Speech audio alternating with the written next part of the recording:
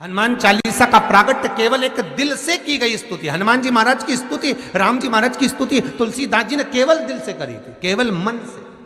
और ये नहीं कहते कि हनुमान चालीसा पढ़ोगे तभी भगवान, नहीं नहीं, आप दिल से अगर भगवान को पुकार लीजिए, आप दिल से पुकारो उसको, वो आएगा।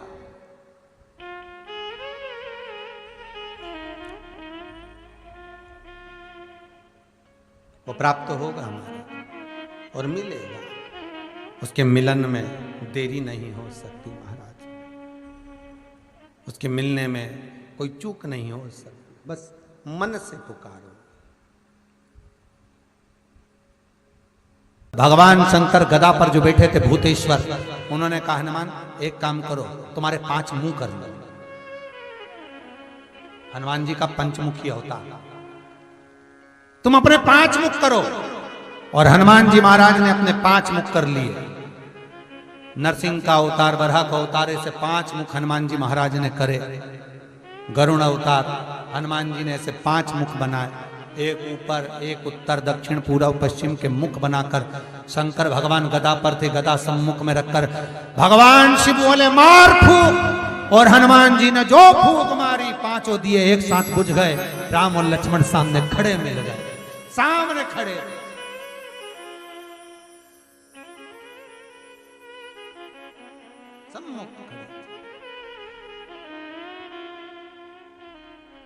हनुमान जी ने राम लक्ष्मण को प्रणाम कर कर भूतेश्वर से कहा, नाथ आप कहां रहेंगे, मैं आपको कहां छोड़ूं, क्योंकि अब मुझे राम लक्ष्मण को लेकर जाना है तो आपको तो छोड़ना पड़ेगा। भूतेश्वर नाथ कहते हैं ये जल का जो पात्र भरा हुआ है, ये कलश भरा हुआ है, ये जल के पात्र में मुझे छोड़ दे। हनुमान जी महाराज जल के पात्र में जब छोड़े, जैसे ही छोड़े, जल के पात्र के अंदर भूतेश्वर विराजमान हुए तो भगवान हनुमान जी ने कहा, नाथ जैसे आज आपने मेरी लाज रखी, रक्षा करी और किसी को आने नहीं दिया, विनती स्वीकार करना, आपका जल पात्र भूतेश्वर के नाम से काली तिल से जहां रखा जाए उस गृह में कोई प्रवेश ना कर पाए। शिव जी ने वचन दे दिया, मेरी चंडियां 64 योगनियां, डाकनी, पिशाचनी, चुड़ैल और भूत इस कलश के विराजमान होते ही सर्वस्व फैल जाते हैं, फिर अंदर कोई नहीं आ सकता, भीतर प्रवेश नहीं हो सकता।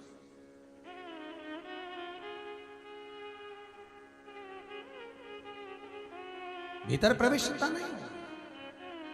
आज भी नियम है महाराज, बहुत ध्यान दीजिएगा। पंचमुखी हनुमान का एक स्मरण, पंचमुखी हनुमान का एक भाव। महाराज जैसे बहुत ज्यादा तकलीफ अगर व्यक्ति को हो गई है, बहुत कष्टमय जीवन चल रहा है, हार गए हर जगह से और तकलीफमय जीवन चल रहा है, तो पंचमुखी हनुमान का एक शिव महापुराण का और स्कंद पुराण का एक बड़ा सुंदर मंत्र है। उस मंत्र को आप सब एक बार हमारे साथ में बोलें। ओम नमो हनुमते रुद्र अवताराय सर्व शत्रु संहारणाय सर्व रोग हराय सर्व वशीकरणाय रामदूताय स्वाहा। बस इस मंत्र को हाथ में काली तिल लेकर, एक जौ लेकर और गूगल लेकर, थोड़ा सा उसमें गाय का घी डालकर, कंडे को या अग्नि को जलाकर इस मंत्र का 11 बार 21 बार जाप कर कर अपनी कामना कर कर छोड़ दीजिए। कैसा भी रोग हो, बीमारी हो, कष्ट हो, दुख हो, तकलीफ हो, 21 दिन के अंदर वो आनंद आना प्रारंभ कर देता है महाराज। इस मंत्र, स्कंद पुराण का, शिव महापुराण का ये मंत्र मूल पंचमुखी हनुमान सुख देंगे और सुख देंगे। और एक और चीज याद रखिए महाराज, यदि कोई काम के लिए जा रहे हो, कोई व्यापार के लिए जा रहे हो या नौकरी करने के लिए जा रहे हो और लगी नहीं रही, बहुत तकलीफ पा रहे हो, सर्विस ही नहीं लग रही, बहुत कष्टमय हो गया, तो निवेदन करूंगा 5 पीपल के पत्ते पर बेसन के 5 लड्डू घर में बने हुए गाय के घी के 5 लड्डू रख लो। उस लड्डू के बीचों बीच एक आटे का दिया और उसमें तिल्ली का तेल डालकर इसी मंत्र का प्रयोग कर कर पंचमुखी हनुमान का किसी भी हनुमान के मंदिर में जाकर, दक्षिण मुखी हनुमान के मंदिर में जाकर उसको रख कर आ जाइए। इसके बाद आप उस काम के लिए जाइए, आपका काम सफल हो जाएगा। आपको किसी को नहीं कहना पड़ेगा कि हाथ जोड़ना नहीं पड़ेगा, किसी के पांव नहीं पड़ना पड़ेंगे, तुरंत काम होगा। बस इस मंत्र का स्मरण कर कर पंचमुखी हनुमान का भूतेश्वर जो मंत्र है वो सुख देने वाला, आनंद देने वाला। मेरे शिव की कथा कर रही है, मेरे शंकर की कथा कर रही है, शिव महापुराण कर रही है। ये 24,000 श्लोकों का जो बाबा वेद व्यास जी महाराज ने रचना करी है, ये मेरे शंकर का जो अनुमोदन कर रहा है। ये शिव महापुराण मेरे शंकर का ही शिवलिंग है, ये शिवलिंग वर्णन कर रहा है, ये शिव पुराण वर्णन कर रही है कि जो मानव की देह मिली है, ये मानव का शरीर बड़ी मुश्किल से मिला है और इस मुश्किल से मिले हुए शरीर को यूं नहीं गंवा देना है। हमारे प्राण जब निकले, क्योंकि ये कुल्हाड़ी, ये तलवार हमारे सिर पर लटकी हुई है, प्राण तो निकलना है, आज नहीं तो कल। बस अंतर इतना है कि तुम स्माइल देकर प्राणों को छोड़ो, चाहे रोकर प्राणों को छोड़ो, पर मरना तो पड़ेगा, निश्चित है। एक विश्वास रखो शिव पर, एक भरोसा रखो मेरे शंकर पर।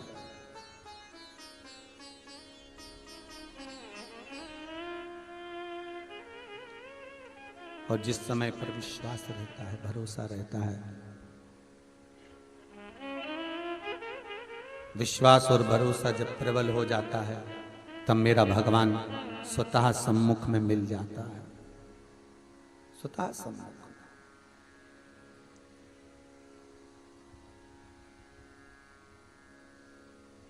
आज भगवान शिव की कथा कहती है कि देवऋषि नारद का जो अभिमान था वो भगवान विष्णु ने डिगा दिया, भगवान शिव ने डिगा दिया।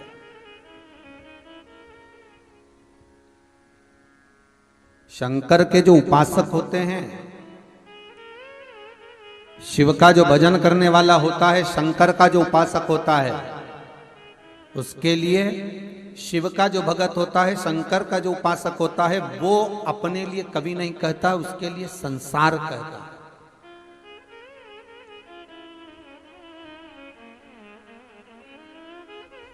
उसके लिए संसार। ये मेरे भारत की भूमि के संत, साधु, सन्यासी, तपस्वी, साधक, उपासक, ये भारत की भूमि के नागा साधु, ये भारत की भूमि के संत, महंत, महात्मा, शंकराचार्य, पीठाधीश, मठाधीश, महामंडलेश्वर आदि आदि जो पद हैं हमारी भारत की भूमि के, इस जननी मातृभूमि के जितने भारत की भूमि के संत हैं, साधु हैं, सन्यासी हैं, तपस्वी हैं, साधक हैं, उपासक हैं, ये अपनी मस्ती में रहते हैं। आप कुंभ के मेले में, अभी हरिद्वार का कुंभ आएगा, आप जाकर दर्शन करना, कोई नागा साधु आप बैठे अपनी चिलम लगा रहे आलमस्त होकर, उसको कोई मतलब नहीं कि कौन उनका फोटो खींच रहा है, उसको कोई मतलब नहीं कि कौन क्या कर रहा है, कौन वीडियो बना रहा है, कौन क्या कर रहा है, उसको तो अपनी मस्ती में रमा हुआ है, वो अपनी अलमस्तता में रह रहा है, वो अपनी मस्ती में अपना आनंद पा रहा है, वो अपनी मस्ती में सुख पा रहा है।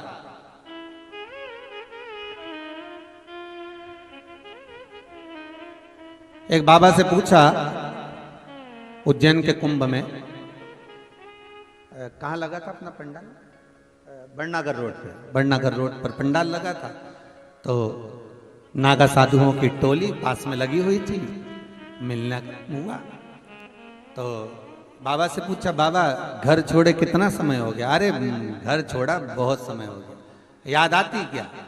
तो क्या आती तो दम लगा लेते, लगाई दम, भूल गए गम, बस।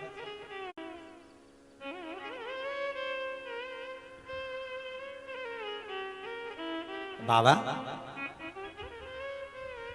परिवार में और सब तो होंगे ना, तो होंगे बस। अब वो तो कहे, आओ महाराज बैठो तुम भी दम।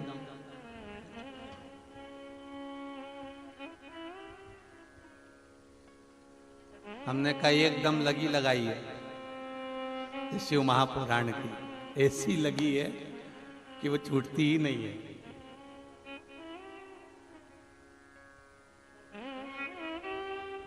उन्होंने एक सुंदर सी लाइन सुनाई थी, वो मैं कई बार कथाओं में बोल चुका, बहुत सुंदर लाइन है महाराज, कि वो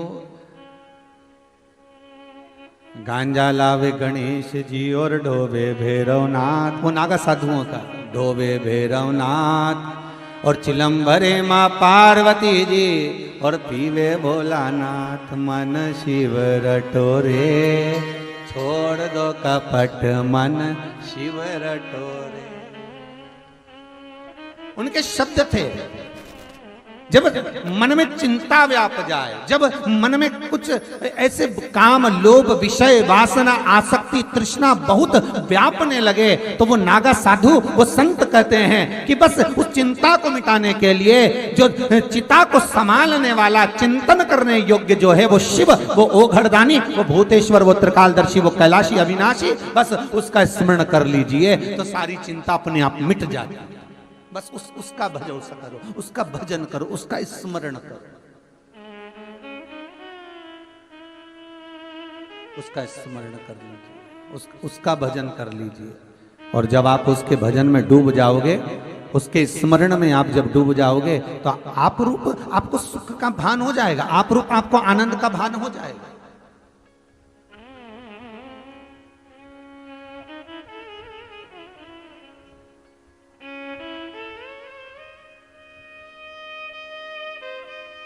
महाराज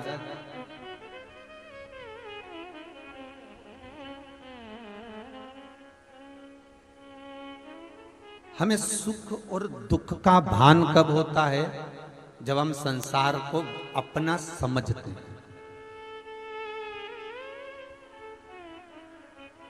गौतम बुद्ध, श्री सिद्धार्थ जी रथ पर बैठकर जा रहे हैं अपने राजसी ठाट के साथ में, राजसी ठाट के साथ में रथ पर बैठकर जा रहे हैं रथ, और सामने से एक अर्थी निकल कर जा रही थी, सामने से एक अर्थी निकल कर जा रही। सिद्धार्थ जी ने पूछ लिया, सिद्धार्थ जी पूछ रहे हैं कि ये जो सामने सोकर जा रहा है, लेट कर जा रहा है, निकल रहा है, लोग इसको बांध कर ले जा रहे हैं, इसके ऊपर पैसा फेंक रहे हैं, फूल फेंक रहे हैं, तो ये उठ क्यों नहीं रहा? ये उठता क्यों नहीं? आखिर ये क्यों नहीं उठ रहा? रथ चलाने वाला कितना ज्ञानी होगा सिद्धार्थ जी का, श्री गौतम बुद्ध जी का, कि वो रथ चलाने वाला कह रहा है सिद्धार्थ से, सिद्धार्थ जी ये मर चुका है, इसमें प्राण नहीं है, इसमें प्राण नहीं है, तो इसको भान नहीं है कि इसके ऊपर पैसा फेंका जा रहा है, कि फूल फेंका जा रहा है, कि मखाने फेंके जा रहे हैं, कि संपदा फेंकी जा रही है। सिद्धार्थ जी ने कहा तो एक आध दिन तो हमको भी मरना ही है ना, एक दिन तो हम भी जाएंगे। हाँ, तो फिर क्यों हम संसार में रम रहे हैं? सिद्धार्थ बस उसी दिन रथ से नीचे उतर गए और वही सिद्धार्थ गौतम बुद्ध बन गए। और वो बुद्ध जो केवल भीतर की मस्ती में रमते थे, भीतर की मस्ती, वो किसी से मतलब नहीं, बस अपनी मस्ती भीतर की महाराज। ओम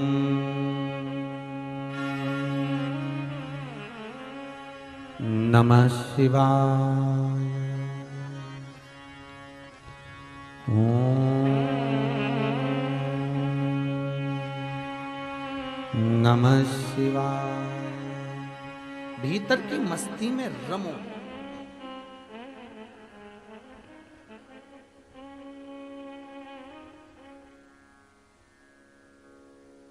नारद जी के भीतर जो अभिमान समाया था, नारद जी के भीतर जो अहंकार समाया था, नारद जी के भीतर जो अभिमत्ता समाई थी, आज वो टूट गई।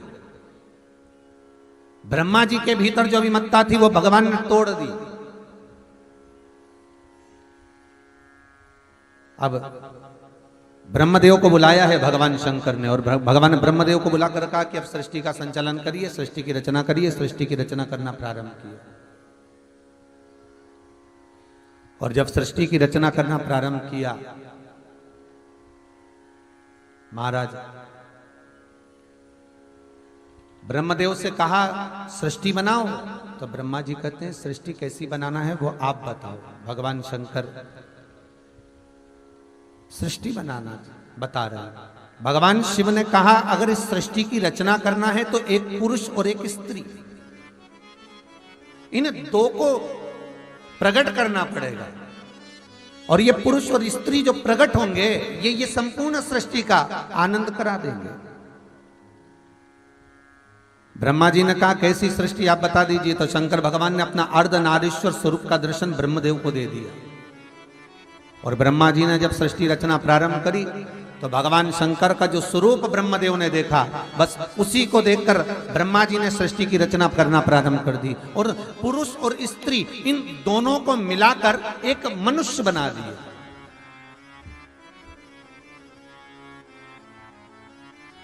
पुरुष और स्त्री को शंकर भगवान ने अर्धनारीश्वर स्वरूप का जो दर्शन कराया है, शंकर ने अर्धनारीश्वर स्वरूप का जो दर्शन दिया है वो इसलिए दिया था कि पुरुष बनाना और स्त्री बनाना। पर ब्रह्मा जी ने जो बनाया दोनों को मिलाकर बना दिया, और मिलाकर बनाया तो चारों तरफ किन्नर ही किन्नर हो गए महाराज, पुरुष और स्त्री मिलाकर बना दिया। अब भगवान विष्णु और भगवान शंकर दोनों भ्रमण करने के लिए मृत्यु लोक पर आए, तो उन्होंने देखा कि किन्नर ही किन्नर नजर आ रहे थे, तो भगवान विष्णु को हंसी आ गई, और भगवान विष्णु को जैसी हंसी आई तो भगवान विष्णु ने तुरंत हंसते हुए कहा देखो आपने ब्रह्मा जी को कहा था सृष्टि बनाने के लिए, कैसी सृष्टि बनाई है। शंकर भगवान ने ब्रह्मा जी को बुलाया, ब्रह्मदेव ये तुमने क्या बना दिया। ब्रह्मा जी बोले आप ही ने तो बोला था कि पुरुष और स्त्री बनाना है, आप ही ने अर्धनारीश्वर स्वरूप का दर्शन दिया था, इसलिए मैंने बना दिया। भगवान शंकर ने कहा ब्रह्मदेव हमने कहा था आधे पुरुष बनाना आधी स्त्री बनाना, मतलब दो पुरुष बनाओ तो दो स्त्री बनाओ, एक पुरुष बनाओ तो एक स्त्री बनाओ, पर तुमने तो दोनों को मिलाकर बना दिया। ब्रह्मा जी बोले गलती हो गई। अब भगवान विष्णु को तो आ गई हंसी, और जैसे ही भगवान विष्णु को हंसी आई, हंसी आते से उसी समय पर भगवान शंकर ने कहा ए नारायण आपने गलती करी है, आप इन ब्रह्मा की बनाई हुई सृष्टि पर हंस रहा, इन किन्नरों पर, गलती है आपकी।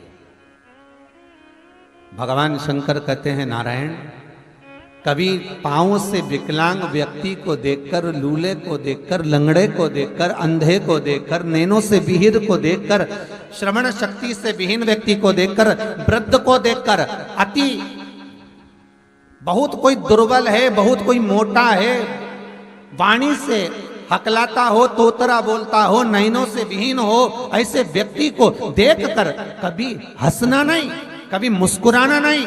क्यों? क्योंकि शास्त्र कहता है कि एक जन्म 84 लाख योनियों में से 7 जन्म वैसे ही लेना पड़ते हैं जिसके ऊपर तुम हंसे हो, और एक जन्म भोगने का होता है।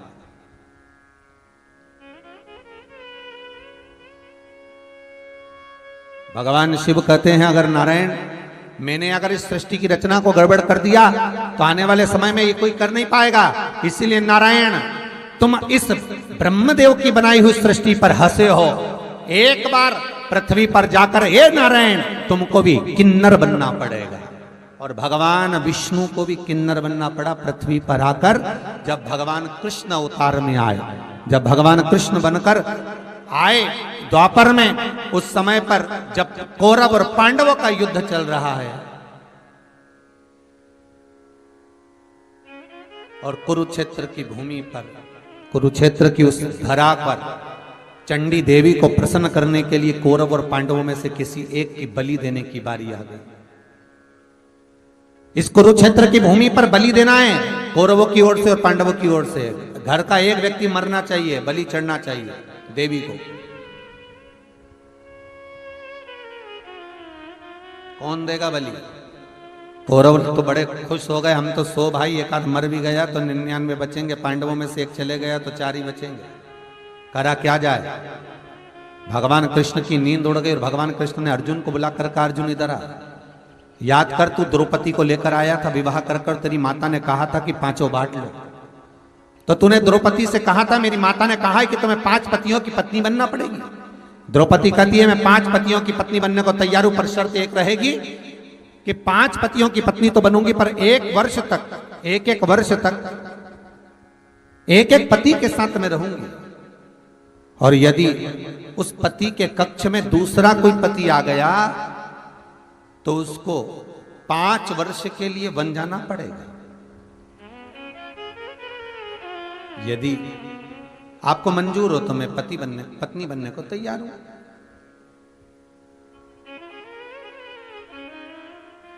मुझे कोई दिक्कत नहीं, पत्नी बन जाती, मैं पत्नी बनने को तैयार हूं। ठीक है। 5 पतियों ने मिलकर वचन दे दिया द्रौपदी को,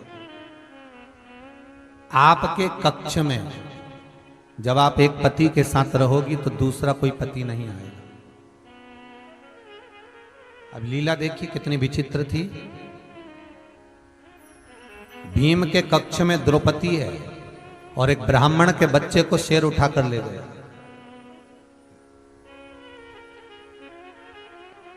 और ब्राह्मण आकर अर्जुन से कहता है, अर्जुन, हे अर्जुन, आप मेरे पुत्र को लाकर दे दो, वो सिंह उठाकर ले गया है।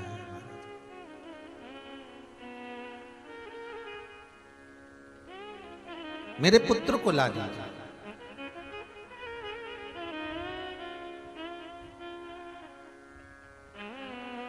अर्जुन ने देखा कि मेरे पास में गांडीव नहीं है, क्योंकि गांडीव तो भीम के कमरे में रखा हुआ है, भीम के कक्ष में। अर्जुन दौड़ कर गए भीम के कक्ष में, गांडीव को उठाया और दौड़ कर पहुंच गए ब्राह्मण के बच्चे को बचाने के लिए। ब्राह्मण के बच्चे को बचाकर तो लिया है अर्जुन, पर महाराज द्रौपदी ने कह दिया, आप 5 वर्ष के लिए वन चले जाइए। अर्जुन 5 वर्ष के लिए बन गए तो भगवान कृष्ण करें, अर्जुन तू जब 5 वर्ष के लिए बन गया था तो तूने नागों की कन्या उलूपी के साथ में विवाह किया था, उससे एक तेरा पुत्र हुआ था जिसका नाम था आरावन। जाओ उसकी बलि चढ़ाएंगे, उसको लेकर आओ, है तो तुम्हारा ही पुत्र, और पांडवों के वंश का कोई चाहिए बलि चढ़ाने के लिए तो जाकर लेकर आओ, जाओ जरा लेकर आओ उसको।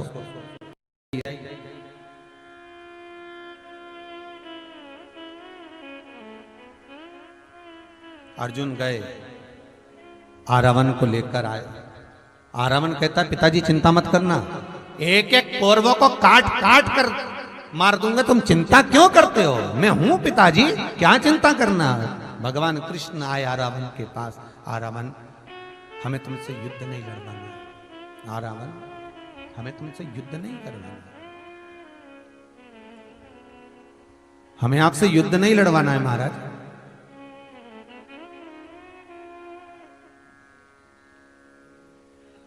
हमें तो केवल आपकी बलि चढ़वाना है, केवल बलि।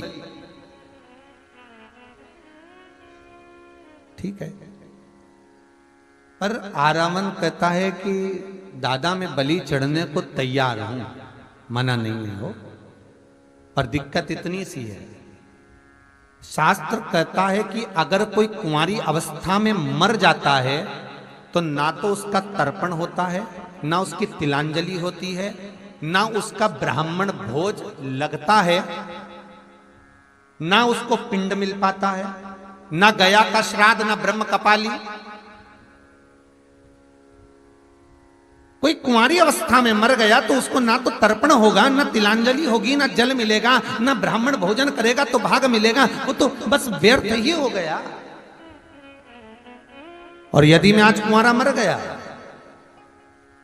तो मुझे भी कोई जल का भाग नहीं मिलना, कोई तर्पण भी करेगा तो पानी नहीं मिलना है, अगर कोई मुझे भोजन भी देगा तो भोजन नहीं मिलना है, आज मुझे कुछ प्राप्त होगा ही नहीं।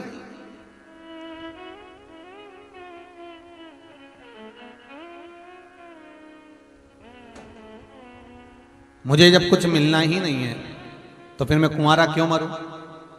मेरा आप सबसे निवेदन है, जितने टीवी चैनल के माध्यम से कथा सुन रहे हैं, जितने मोबाइल पर कथा सुन रहे हैं, सबसे निवेदन है, प्रयास करिएगा जिंदगी में एक बार। आज के जमाने के लड़के कहते हैं मैं उसके चक्कर में सुसाइड कर लूं, लड़कियां कहती मैं उसके चक्कर में सुसाइड कर लूं, मैं मर जाऊं, मैं ये कर लूं, मैं वो कर लूं।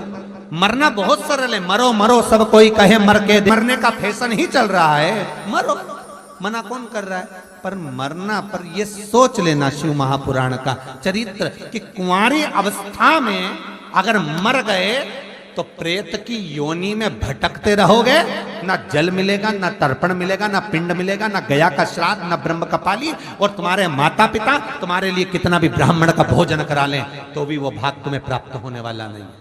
अब जाओ निपटो, उसका कोई सुख नहीं है, उसका कोई आनंद नहीं है, वो तुम्हें प्राप्त नहीं होने वाला महाराज, उसका कोई फल तुम्हें मिलने वाला नहीं है। इसलिए निवेदन है।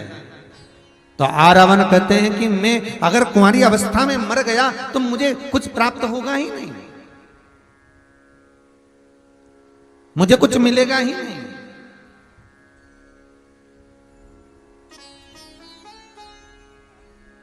क्या करें हम?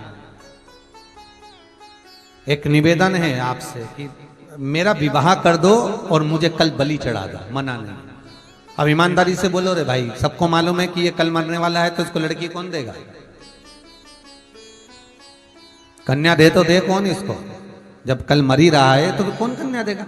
और कह दिया बस मेरा शादी कर दो, कुंवारा नहीं मरूंगा, शादी कर दो फिर इसके बाद मरेगा। ठीक है, भगवान कृष्ण ने अर्जुन, नकुल, सहदेव, भीम, युधिष्ठिर सबको बुला कर कहा इसके लिए लड़की ढूंढो, आज ही का दिन है, बस आज की रात, बस फिर तो कल मरना ही है। अब कौन लड़की दे? कोई नहीं दी। फिर नैनों में जल भर गया, अब करे क्या? भगवान कृष्ण ने मन में सोचा अब कोई कन्या नहीं मिल रही, रात्रि का समय हो गया, मध्य रात्रि होने वाली है, केवल आज की ही रात बाकी है। और भगवान कृष्ण को याद आ गया कि शंकर भगवान ने कहा था कि तुम इन ब्रह्मा की बनाई हुई सृष्टि पर किन्नरों पर हंसे हो, इसलिए मृत्यु लोक में जाकर तुम्हें किन्नर बनना पड़ेगा। भगवान कृष्ण समझ गए कि आज मुझे इस आरावण के लिए इसकी पत्नी बनना पड़ेगा, तो भगवान कृष्ण ने किन्नर का रूप रख लिया और किन्नर का रूप रखकर आरावण से शादी कर ली भगवान कृष्ण ने। आरावण से विवाह करा और विवाह करने के बाद रात्रि के समय पर विवाह करा, सुबह भगवान कृष्ण के सम्मुख में वो आरावण का सम्मुख में बलि चढ़ गई, भगवान के नैनों से जल बह निकला। इसलिए आज भी किन्नरों का एक रात्रि का विवाह होता है, एक घड़े के साथ आरावण के साथ होता है आज भी। इसलिए किन्नर गले में मंगलसूत्र पहनते हैं, मांगों में सिंदूर डालते हैं, पांव में बिछुड़ी पहनते हैं, हाथों में चूड़ियां पहनते हैं। इसलिए किन्नरों की दुआ और बद्दुआ दोनों लगती है। क्यों?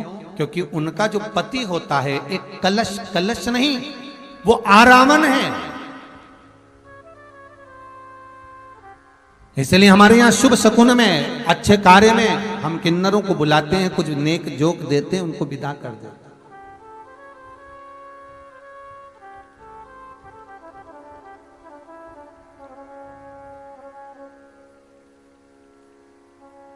भगवान को भी तो यहाँ शास्त्र कर है, किसी अंधे को देखकर, किसी लूले को देखकर, किसी लंगड़े को देखकर, किसी विकलांग को, किसी बुद्धिविहीन को, किसी दुर्बल को, किसी मोटे को, किसी विहीनता का धनी को, किसी को भी देख रहे हो, किसी कंजूसड़े को, और किसी के पास धन है नहीं है, कोई गरीबड़ा है उसको भी देखकर, किसी को बहुत शिथिलता है उसको भी देखकर, कोई किसी भी रूप में अगर वो कुरूप भी है तो उसको देखकर हंसा ना जाए, क्योंकि हंस लिए तो 7 जन्म तो वो लेना पड़ेगा और एक जन्म उसी रूप में भोगने के लिए लेना पड़ेगा।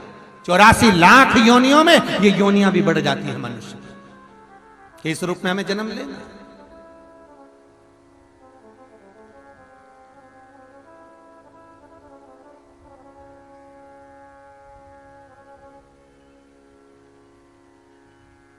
ठीक है, कोई आंखों से विहीन है, होगा पूर्व का कर्म। इसी बात पर एक प्रश्न कर दिया था किसी ने महाराज दिल्ली शालीमार बाग की कथा में जब तुल्ली परिवार कथा कराए तो उसमें प्रश्न आया था शालीमार बाग की कथा में कि महाराज जी सूरदास जी ने कौन सा ऐसा पाप कर्म कर दिया था जो सूरदास जी की आंखें चली गई। देखिए प्रश्न बड़ा विचित्र है। जो भगवान कृष्ण की इतनी भक्ति करते हैं सूरदास, भगवान कृष्ण की अविरल भक्ति में डूबे हुए हैं, जिन्होंने इतने सुंदर पदों को गाया और भगवान कृष्ण उनके सम्मुख में प्रकट हो जाते हैं, ऐसे सूरदास ने क्या कर दिया था? तो शास्त्र कहता है ये सूरदास कौन है? तो कहा ये उद्धव जी हैं। उद्धव भांडिर वन में बिना पूछे बिना जाने प्रवेश कर गए और भांडिर वन में राधा जी की अष्ट सखियों में से एक सखी ललिता जी पहरा देती थी। ललिता जी ने कह दिया रे आंखों से अंधा हो गया क्या? मुझसे पूछना था, बात करना थी, फिर प्रवेश करना था। उद्धव जी ने कहा तुम मुझे जानती नहीं, मैं द्वारका का भगवान कृष्ण के द्वारा भेजा गया उनका मंत्री, तो जानती नहीं है। ललिता जी के कोई भी भेजे, किसी के घर में प्रवेश करने से पहले उसकी आज्ञा होना जरूरी है। किसी मंदिर में जा रहे हो तो पहले मंदिर के पंडित जी से पूछो मैं भगवान को पूजन कर लूं मैं। किसी बाग में से फूल तोड़ रहे हो तो पहले माली से पूछो, क्योंकि कंस का जो जन्म हुआ है भगवान कृष्ण के सामने, जिस कंस का सम्मुख में जन्म हुआ, कंस जो पैदा हुआ वो कंस के पैदा होने का कारण एक ये भी था कि कंस किसी पूर्व समय में जो कुबेर का एक द्वारपाल था, बस चुपचाप से जाकर कुबेर के पूजन के लिए, शंकर के पूजन के लिए कहीं से फूल चुरा कर लाता था। अब कुबेर तो कहता मेरे लिए फूल लेकर आया, उसने तो अच्छा काम करा, पर एक बुरा काम करा कि बिना माली से पूछे हुए चुरा कर लेकर आया। इसलिए उस कुबेर के द्वारपाल को भी कंस का अवतार लेना पड़ा, कंस का जन्म लेना पड़ा और राक्षस बनकर पैदा होना पड़ा, क्योंकि उसने बिना पूछे फूल चोरी करा था। धर्म का दंड तो भोगना पड़ेगा। मनुष्य की देह मिली है भोगने के लिए ही मिली है। तो ये कंस का जन्म इसलिए हुआ क्योंकि उसने फूल चुराया, पैदा हुआ। चल जन्म भोगना।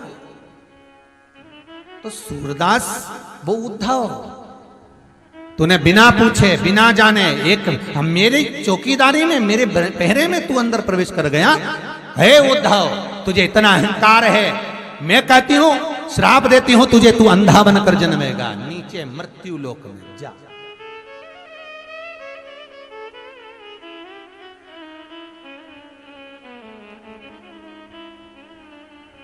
अंधा बनकर जन्मेगा। सूरदास जी को जैसे उद्धव जी को कहा तो उद्धव जी ने तुरंत कहा कि तुमने मुझे श्राप दिया है। ए ललिता जी मैं भी आपको श्राप देता हूं कि इस सूरदास के लिए आपको एक जन्म मृत्यु लोक में लेना पड़ेगा, और मैं इस ब्रज रज में कृष्ण के लिए आया हूं। जब तक आप मुझे मिलोगी नहीं तब तक मुझे भी कृष्ण मिलेगा नहीं, इसलिए मृत्यु लोक में एक जन्म तुम्हें और लेना पड़ेगा। और हुआ कब? जब अकबर की धर्मपत्नी जोधाबाई स्नान करने के लिए सरोवर पर गई तो इसको एक लड़की पानी में डूबती हुई दिखी। जोधाबाई तैरना बहुत अच्छा जानती थी, सुंदर भी बहुत थी। जोधाबाई कूद गई उस सरोवर में, और जोधाबाई कूदी और तुरंत उस कन्या को बचा कर लेकर आई। जोधाबाई ने पूछा बेटा तुम कौन, तुम्हारा नाम क्या है? कन्या कहती मुझे मालूम नहीं। क्या नाम है तुम्हारा? मैं जानती नहीं। कहाँ की रहने वाली हो? पता नहीं। जोधाबाई को लगा इसका कोई नहीं तो ये मेरी बेटी बनकर रहेगी। जोधाबाई ले गई अपने महल में, उसको छुपा कर रख दिया, किसी को बताना नहीं है बेटा, किसी से मिलना नहीं, तू चुपचाप रहना हो।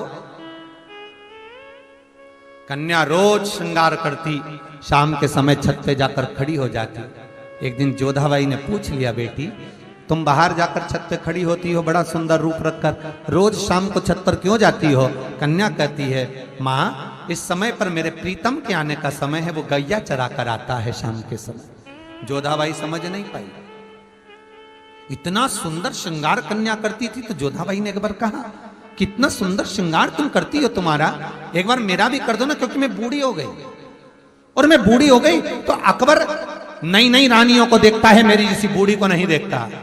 मां इतनी सी बात कर दूंगी। आज जोधाबाई का श्रृंगार उस कन्या ने कर दिया, इतना सुंदर श्रृंगार उस कन्या ने करा। और जोधाबाई सजकर जब राजा के महल के सामने से निकली तो अकबर ने द्वारपालों को कहा, जाकर पता करो कौन सी राजकुमारी निकल कर गई इतनी सुंदर, जाओ जरा मालूम करो, देखो जरा इतनी सुंदर कौन गई। द्वारपाल जोधाबाई को लेकर आए। जोधा, तू बूढ़ी होकर इतनी सुंदर कब हो गई? जवान सी, युवान सी, इतनी सुंदर कैसे हो गई? जोधाबाई बोली, बस मैंने श्रृंगार करा। तो तेरा श्रृंगार किसने करा? बस मैंने, तू नहीं कर सकती जोधा, सत्य बता तेरा श्रृंगार किसने करा है? जिसने इतना सुंदर श्रृंगार करा कि बूढ़ी को जवान कर दिया, वो कितनी सुंदर होगी? अकबर ने कहा, अब तो वो मेरी रानी बनेगी। कहां है वो? किसने श्रृंगार करा तेरा? बता। जोधाबाई छुपा छुपा कर रह गई। अंत में अकबर नहीं माना, जोधाबाई के कक्ष में चला गया। जिस कक्ष में जोधाबाई के गया, कन्या निकलकर छत पर जा रही थी। अकबर का आगमन होता है और उस कन्या का इतना सुंदर स्वरूप था कि अकबर उसको अपना बनाने के लिए हाथ पकड़ता है। पकड़ते से ही अकबर के शरीर में लकवा लग जाता है और अकबर मूर्छा खाकर जमीन पर गिर जाता है। पूरा शरीर कांपने लगा, पांव हाथ, लकवा लग गया, शरीर स्थिर नहीं, हिल रहा है, गिर गया, पड़ा है। सारे वेद डॉक्टरों को बुला गया, अकबर ठीक नहीं हुआ।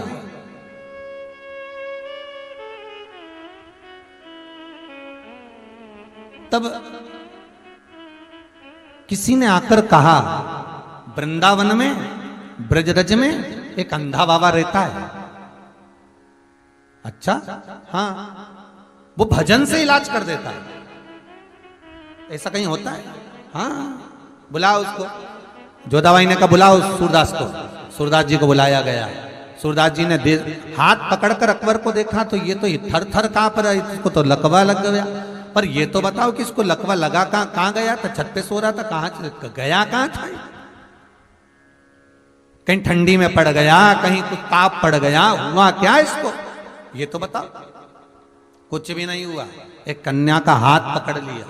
ओ, कन्या का हाथ पकड़ा तो ये गति हो गई। सूरदास जी बोले, उस कन्या का हाथ एक बार मैं भी पकड़ूंगा। इतने में तो जोधाबाई बोली, वो कन्या जहां से निकलती है पूरा मोहल्ला खाली हो जाता है। उसका केवल स्पर्श अकबर ने करा तो अकबर का यह हाल हो गया, और किसी से को छू ले तो उसका क्या हाल होगा? इसलिए कोई उससे मिलता नहीं है। नहीं नहीं, कन्या का तो हाथ स्पर्श करूंगा मैं। बुलाओ सूरदास जी। बोले सूरदास जी अपने कमरे में जाने लगे, कन्या को बुला कर लाओ। जैसे ही दरवाजे से सूरदास निकल रहे थे, कन्या सुंदर श्रृंगार कर कर आनंद करती हुई कन्या अपने लहंगे को हिलाती हिलाती दरवाजे पर पहुंच गई। और जो कन्या पहुंची, पहुंचते से सूरदास को देखकर बोली, क्यों रे अंधे? सूरदास जी को आवाज समझ में आ गई। सूरदास जी बोले, ललिता तू यहां? सूरदास जी बोले, ललिता तुम? हाँ। ललिता बोली, सूरदास तेरे लिए आना पड़ा, तेरे लिए। ललिता जी, तुम्हें जान नहीं पाया अकबर, इसलिए उसने स्पर्श करा और उसे लकवा लग गया। ठीक कर दो इसको। ललिता जी बोली, मैं तो नहीं कर सकता। तो फिर मैं आपको स्पर्श कर लूंगा ललिता जी। सूरदास जी ललिता के हाथ को जैसे ही पकड़े, पकड़ते से ही ललिता जी का शरीर भस्म हो गया। सूरदास जी ने अपने तन पर भस्म को धारण किया, वो भस्म अकबर को लगाया। अकबर उठ बैठा और सूरदास जी वो भस्म लेकर अपने हृदय में लगाकर वृंदावन चले गए। ब्रज की रज में डोलते डोलते चंद्र सरोवर पर पहुंच गए। और चंद्र सरोवर पर सूरदास जी बैठकर नहाते नहीं है चंद्र सरोवर, क्योंकि नहाऊंगा तो मेरी ललिता, जिसका स्पर्श मात्र से मुझे कृष्ण मिलने वाला है, वो चले जाएगा। इसलिए स्नान तक नहीं कर रहे, बैठे चंद्र सरोवर पर जल का आचमन कर रहे हैं, पर देख रहे हैं।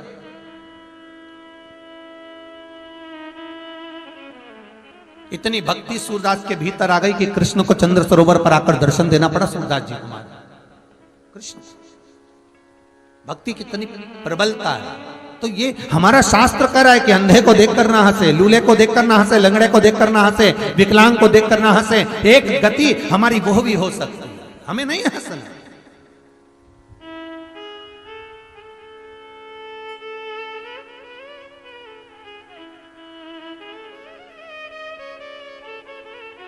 देखो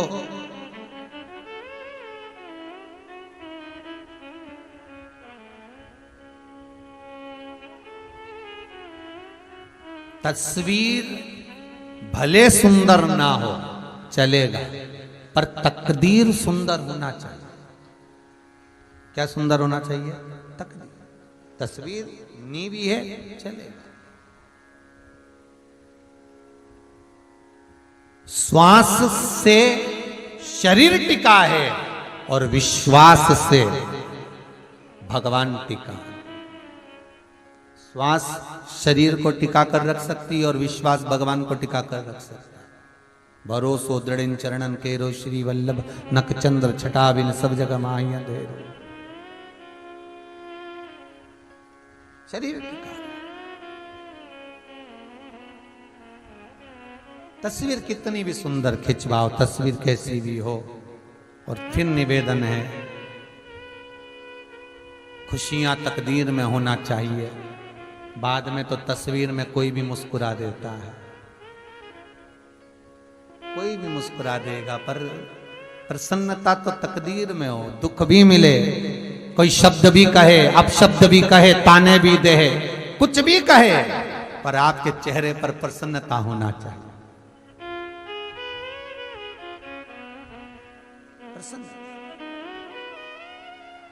और शंकर के भगत हो आप। इस भारत की भूमि के जितने लोग देश विदेश में बैठकर इस शिव महापुराण की कथा को सुन रहे हो, कई लोग तो निरंतर सुन रहे हैं, कोई कोई मोबाइल पर, रात में, दिन में, कई का तो मन करता रहे दिन भर। ये चित्तवृत्ति में आपकी जो कथा बैठी है शंकर की, शिव महापुराण, तो ये शंकर ने जो अलमस्तता आपको दी है, शिव जैसी मस्ती में रहो, अलमस्त। कोई कुछ भी कहे, अपने को मस्ती में रहे, अपने आनंद में रहो, चकाचक। बोलने वाला कितना ही बोले सो तो मस्ती में।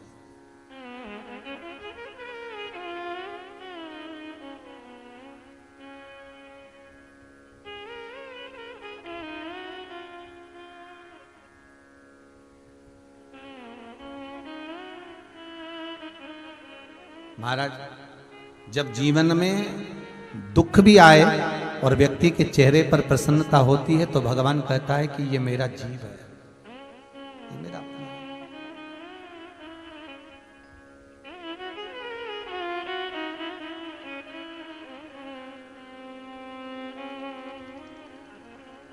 ये मेरा अपना है, और ये मेरा अपना मेरे ही शरीर से बना है, मेरे द्वारा ही निर्मित किया गया है। आज ब्रह्मा की सृष्टि पर, निर्मित सृष्टि पर भगवान नारायण हंसे तो किन्नर का रूप लेना पड़ा, किन्नर भगवान को बनना पड़ा। फिर ब्रह्मदेव से कहा, आप पुरुष अलग बनाओ, स्त्री अलग बनाओ। फिर ब्रह्मा जी ने एक जंगा से मनु, दूसरी जंगा से शत्रुपा को उत्पन्न किया। शंकर भगवान ने जो अर्धनारीश्वर स्वरूप का दर्शन दिया था, इसलिए हमारे यहाँ शिव महापुराण की कथा कहती है कि घर के अंदर अर्धनारीश्वर भगवान का फोटो नहीं होता। अर्धनारीश्वर भगवान का चित्र का अगर दर्शन करना है तो वो मंदिर में लगे तो अच्छा रहेगा। मंदिर में हो, आश्रम में हो, कहीं तीर्थ में हो, चल जाएगा, पर घर के अंदर अर्धनारीश्वर स्वरूप का दर्शन नहीं होगा। अर्धनारीश्वर स्वरूप का दर्शन घर के भीतर नहीं। हाँ, तीर्थ में हो, आश्रम में हो, मंदिर में हो, वो दर्शन करो, मना नहीं, पर घर के अंदर अर्धनारीश्वर स्वरूप का दर्शन नहीं होना चाहिए। एक आपसे पहले भी निवेदन करा, घर के अंदर कोई भी मूर्ति पोली नहीं होना चाहिए। कोई भी मूर्ति हमारे घर में पोली ना हो। मूर्ति अगर घर के अंदर पोली होती है तो आप घर में 10 लोग भी कमा रहे हैं तो भी घर में पैसा टिकता नहीं है। 1 रुपए कमाओगे, 1.25 रुपए खर्च चलेगा, पैसा हाथ में दिखेगा नहीं। क्योंकि वो मूर्ति जो घर में पोली होती है, जिसकी पूजन होती है, तो वो घर को पोला कर कर रखती है। मूर्ति घर के अंदर ठोस हो। और एक निवेदन शिव महापुराण का, विद्येश्वर संहिता का याद रखिए कि घर में जो भी मूर्ति हो वो अंगुष्ठाकृति की, अर्थात इससे बड़ी ना हो। इससे बड़ी जब मूर्ति जो होती है उसको मंदिर जैसी पूजन की जरूरत पड़ने लगती है। जितनी छोटी होगी उतना सुख देगी, उतना आनंद देगी। और आज के जमाने में एक नया फैशन चल गया महाराज, जो सास ससुर के हाथ के छोटे छोटे ठाकुर जी हैं वो लोगों को सुहाते नहीं है। हम तो वृंदावन जाएंगे नए लेकर आएंगे, हम तो वहां जाएंगे तो नए शिवलिंग लेकर आएंगे, हम तो वहां जाएंगे तो नई मूर्ति लेकर। नहीं नहीं नहीं, जो आपके घर में पुराना है, छोटा है, उसकी सेवा आप प्रेम से करो, बहुत अलमस्तता से करो, बहुत आनंद में करो।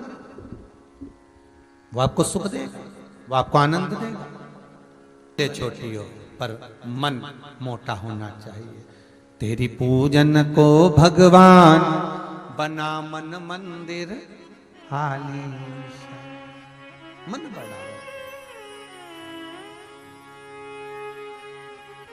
भगवान को ये दिल समर्पित कर कर, भगवान के चरणों में छोड़कर आनंद पाते।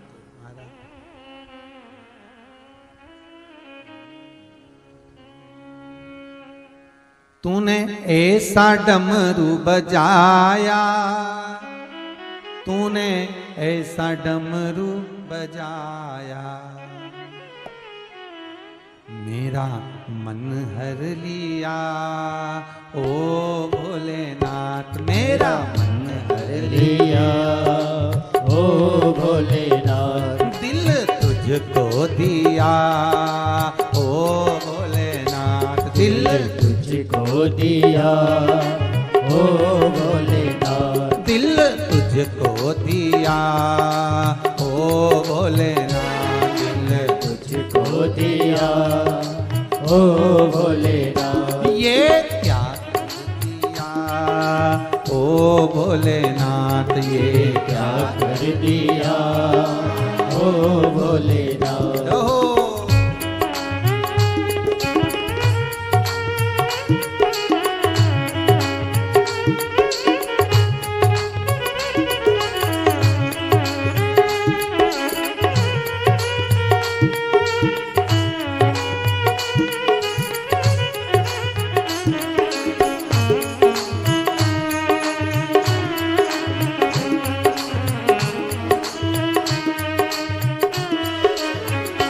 तेरे चरणों में ध्यान लगाया। तेरे चरणों में ध्यान लगाया। तेरे चरणों में ध्यान लगाया। तेरे चरणों में ध्यान लगाया। मुझे अपना लिया। ओ भोलेनाथ मुझे अपना लिया। ओ भोलेनाथ दिल तुझको दिया। ओ भोलेनाथ दिल तुझको दिया। ओ भोलेनाथ अरे ओ भोलेनाथ, ओ भोलेनाथ मेरे ओ भोलेनाथ।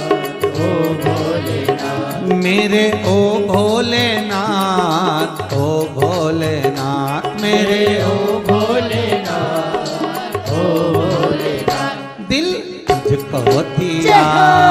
ओ भोलेनाथ दिल तुझको दिया। ओ भोलेनाथ ये क्या कर दिया। ओ भोलेनाथ ये क्या कर दिया। ओ भोलेनाथ